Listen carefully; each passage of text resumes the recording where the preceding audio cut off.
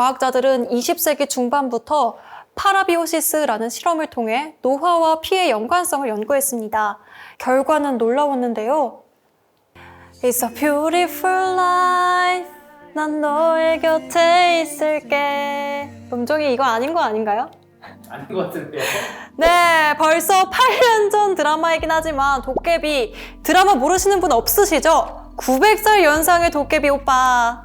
이 오빠 때문에 가슴 아래했던 기억이 나는데요. 영원히 늙지 않는 한국의 공유 도깨비가 있다면 서구 유럽권에서도 늙지 않는 영원한 젊음의 상징 같은 캐릭터가 있습니다. 바로 뱀파이어입니다. 트와일라이트, 드라큘라 같은 소설, 영화 등에 자주 등장하곤 하는 이 흡혈귀 많이 익숙하실 텐데요. 그런데 이 무시무시한 뱀파이어 이야기는 단순히 지어낸 공포 이야기가 아니라 모티브가 된 실존 인물이 있었다는 사실 알고 계셨나요? 안녕하세요. 닥터테일즈 스토리텔러 임수민입니다.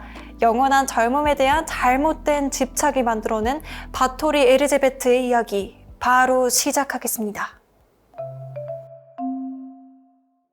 1560년 헝가리 귀족 가문에서 태어난 엘리자베트는 어릴 때부터 권력과 부를 손에 쥐고 있었습니다. 하지만 그녀의 가족은 비밀스럽고 괴상한 면모로도 유명했죠. 가까운 친척들 중 정신질환을 앓는 사람이 많았고 잔혹한 고문이나 마녀 사냥 같은 어두운 이야기도 가문 내에서 흔했다고 합니다. 15살에 결혼한 엘리자베트는 남편인 나다스 디 페렌츠와 함께 화려한 귀족 생활을 했습니다. 페렌츠는 전쟁에서 흑기사로 불리며 공포의 대상으로 유명세를 떨쳤는데요. 반면 엘리자베트는 혼자 남은 성에서 가문의 영토를 지켰습니다. 남편을 기다리다 못한 엘리자베트는 점점 독특한 취미에 빠져들기 시작했습니다. 남편이 전사하자 엘리자베트는 우울과 불안이 점점 더 커져갔고 그녀의 독특한 취미는 더 기괴해지기 시작했습니다.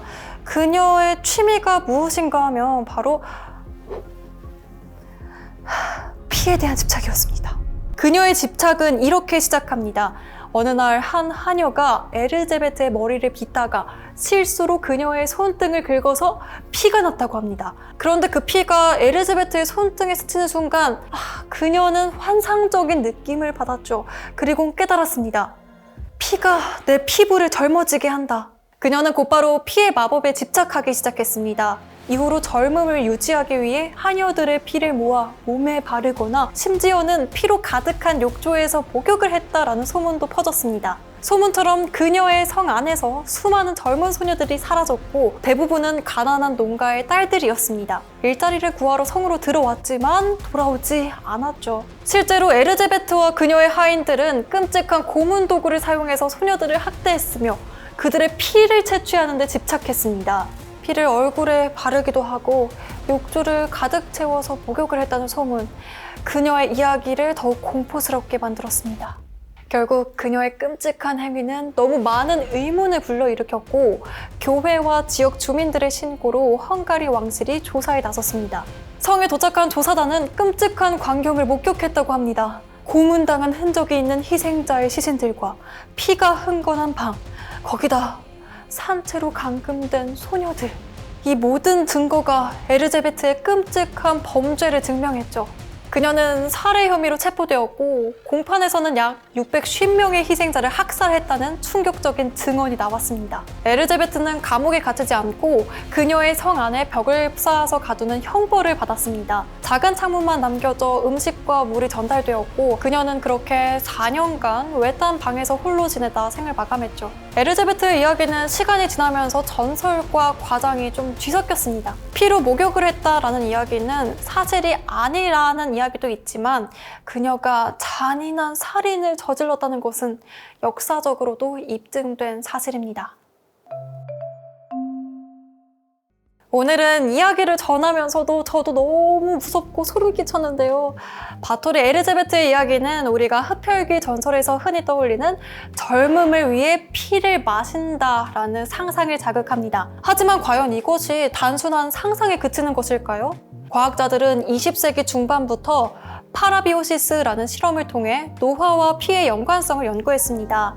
이 실험은 젊은 쥐와 나이 든 쥐를 혈액순환으로 연결해 서로의 혈액이 교환되도록 만든 실험입니다. 결과는 놀라웠는데요. 바로 나이든 쥐는 젊은 쥐의 피를 통해 인지 능력 개선, 근육 재생 증가, 내장기관 회복 같은 노화 방지 효과를 보였다는 결과가 나온 겁니다. 반대로 젊은 쥐는 나이든 쥐의 피를 받으며 건강이 약화되고 노화 현상이 가속화됐는데요. 이 실험은 혈액 속 특성 성분이 젊음을 유지하는 세포 회복에 중요한 역할을 할 가능성을 보여주었습니다. 오늘날 과학자들은 젊음을 유지하는 방법에 대한 연구를 계속하고 있습니다.